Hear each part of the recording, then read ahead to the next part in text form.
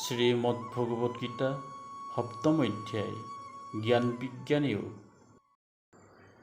কামেস্তেস্তেৰ্হতজ্ঞানঃ প্ৰপদ্যন্তে ন্যদেবতঃ তম তম নিয়মমস্থায় প্ৰকৃত্যঃ নিয়তঃ শ্ৰয়।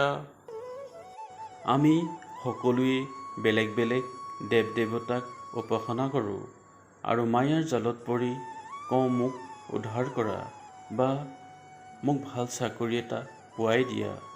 এতিয়া এই শ্লোকত কৈছে, যিসকলে মায়াৰ জালত আবদ্ধ হয় তেওঁলোকেহে বেলেগ দেৱ দেৱতাক উপাসনা কৰে।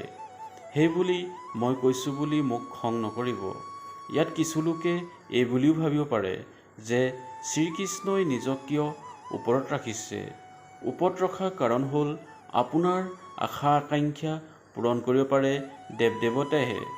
সেইকাৰণে দেৱ দেৱতাক পূজা অৰ্চনা কৰে আৰু মুক্তি দিয়ে শ্ৰীকৃষ্ণইহে। পিছৰ শ্লোকত এই বিষয়ে জানিব পাৰিব।